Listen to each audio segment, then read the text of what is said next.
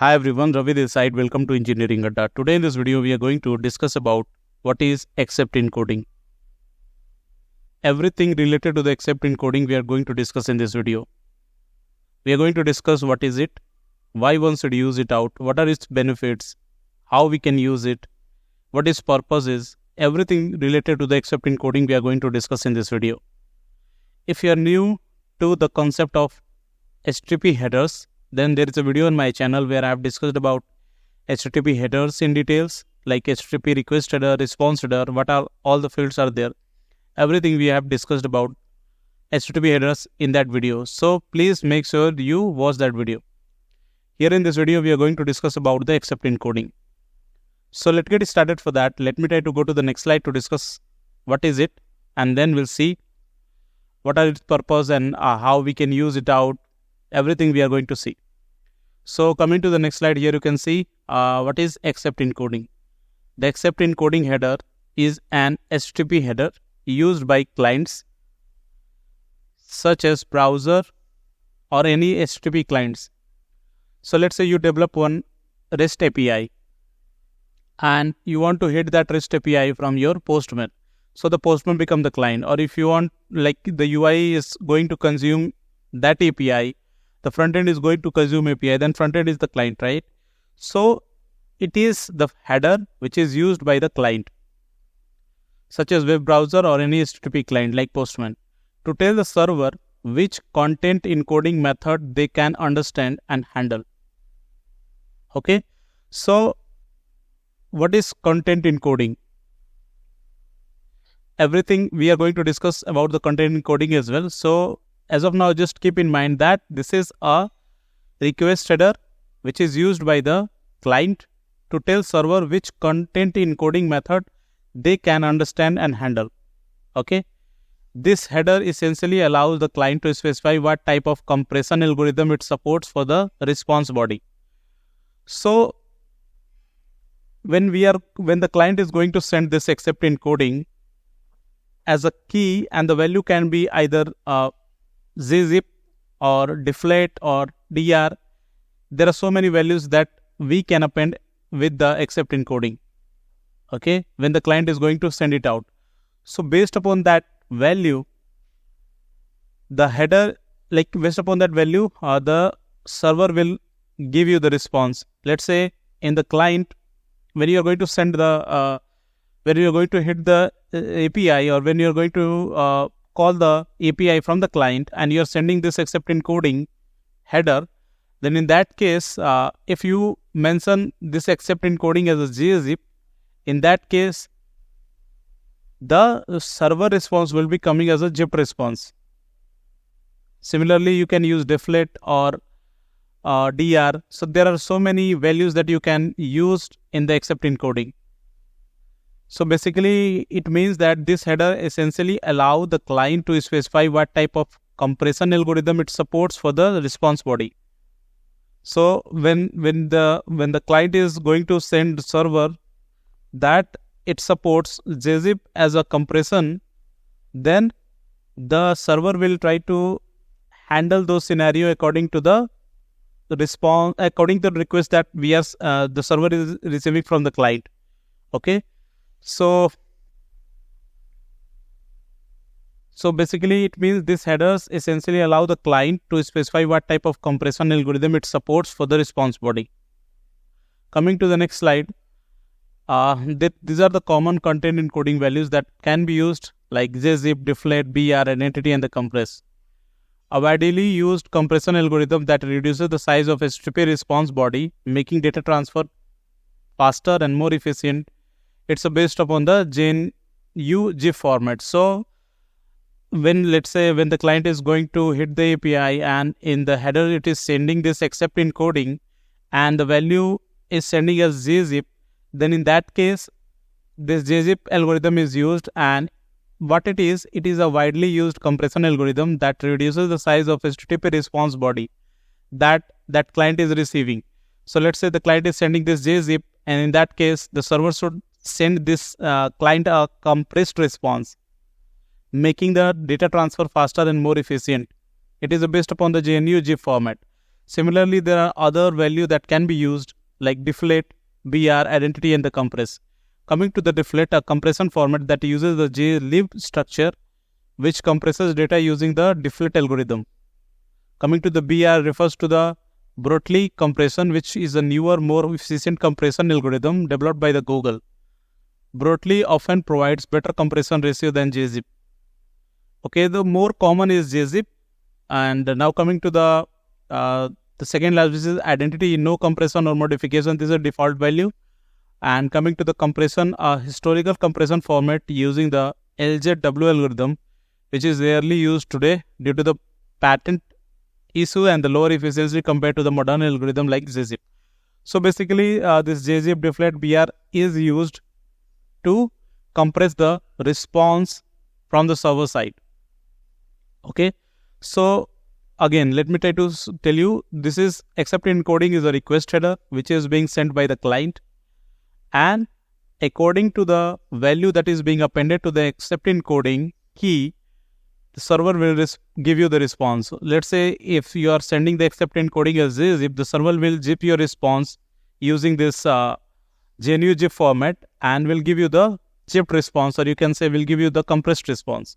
So this is nothing but it is a kind of tool, you can say, or the header, you can say, that help you in reducing the response size or reducing the load time. Okay, coming to the next slide, how it works. So here are the steps I have mentioned. The first step is client request. When a client sends an HTTP request, it includes the accept encoding header to indicate which encoding method it supports. For example, the client is sending, let's say, accept encoding as gzip. That means the client supports the gzip compression algorithm, and the server has to respond. The server has to give the client response in the gzip format. Okay, so that client can decode those things, or client can decompress those compressed response. Okay, that is what it is. And now coming to the second step, server response. The server, upon receiving the request, check which encoding method it can support from the list provided by the client. It then select the best or the most appropriate methods and compress the response data accordingly. So based upon this request header accept encoding, server will try to see which type of encoding or compression is being supported by the client. According to that, server will give the response. Coming to the third step, which is response header, the server adds a content encoding header to its response, indicating that the encoding method used. For example, content encoding can be gzip. So let's say at the very first step, the client is sending you the accept encoding as gzip. The server will try to send you the gzip response, compressed response, and then it will also, in the response header, it will also append this content encoding key as gzip. Okay. Now coming to the fourth step, the client decompression. The client receives the compressed response, checks the content encoding header to determine the content used, and then decompresses the content for the display or the processing. So this is what the whole flow is. The first step is client will send you the accept encoding header. Server will try to fetch out that header, and then according to the value of that header, server will try to give you the response and will also append the content encoding as a response header, and then the client has to decompress that response which is being sent by the server according to this compression algorithm, and then the client has to decompress it out, and that is the all process. Coming to the benefit of it is reduced bandwidth. So compressed data means is smaller sizes, which reduces the bandwidth uses and speed up the data transmission. Okay. Now coming to the second benefit, which is faster load time. Smaller files result in the faster loading times for the web pages or the data transfer. So basically, this is this key is used. This header is used to reduce the bandwidth, or you can say load it to firstly load the web pages or to improve the performance. Okay. So these are the benefits. Coming to the summary, the accept encoding header is a crucial part of optimizing web performance by allowing clients and the server to negotiate the most efficient way to transfer the data. So this is the summary. Except encoding is a crucial header which help us in optimizing our web performance by allowing client and the server to negotiate the most efficient way to transfer the data. So this is what it is, and this was the basic information about except encoding. Now what I will do, I will try to show you one of the way how I'm using this out. So I already have one application developed where I'm trying to compress the response based upon this except encoding key that we are receiving from the client. Okay, so I will try to show you those things. So let me try to open that.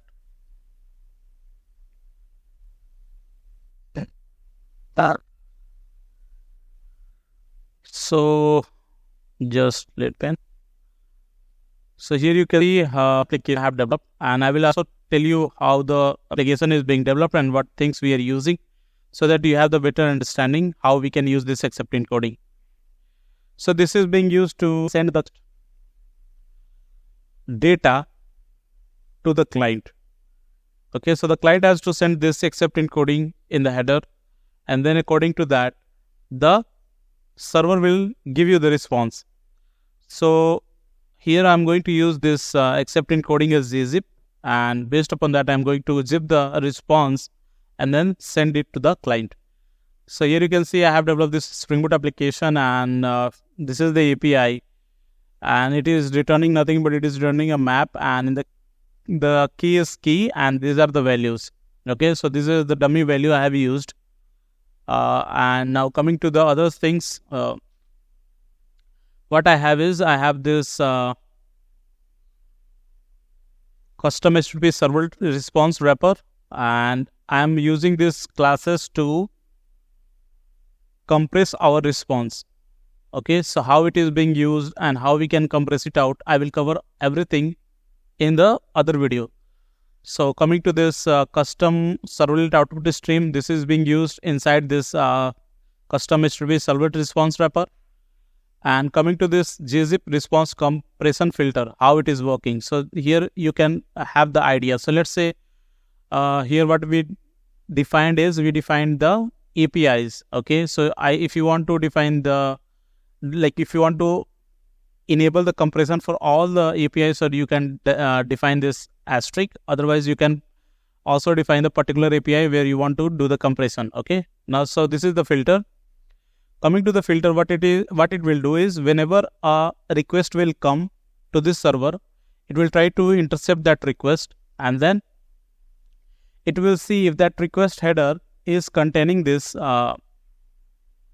except gzip encoding or not. So if you'll go to this method, you can see that what it is doing is it is taking this request as a argument, and it is checking for this except encoding if this field is coming in the request or not, and what is the value of it. If is it containing the gzip or it is containing the deflet or br, everything it will check. Here what we are going to use is we are going to use the gzip for the compression. So we are checking the gzip here.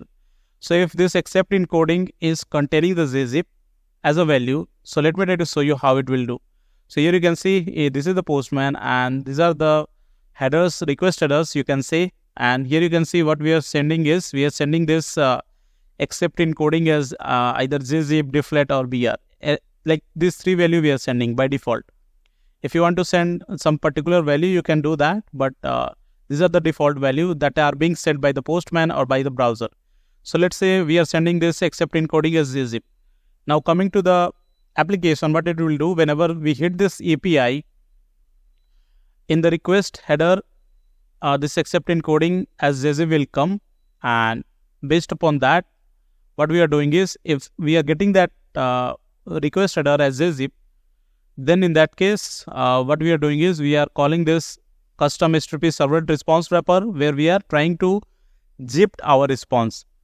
Okay, and then we have the zipped response. We are setting this content encoding in the response header as gzip, and then we are sending it out to the client as a response. That is what we are doing. So let me try to show you how it works, and if I will run this application, I will try to hit this API and then show you the difference. how it reduces the size of the response. Okay, so here you can see our application is up on the port number 8080. Now going to the postman, let's say if I'm not sending this except encoding in the request header, then in that case, if I'll hit this API, you can see the size is 30.84 KB. So this is a very small size of the response that we are receiving. In the real-time application, you can get the response size of MB or ZB. MB, like mostly it would be MB, right? So in that case, the sizes matters. So you can see that as of now, when we are not sending this except encoding in the request header, we are getting the size as 30.84 KB. Now, when we are going to send this out in the request header, what it will do, our server will try to intercept that request, and based upon that request, it will try to zip our response and then send you the compressed response. And in the response header, it will give you this content encoding as zip. Now, this time, if you'll see in the response header, you can see that we don't have any content encoding. Okay, we are not sending these things for the uncompressed response.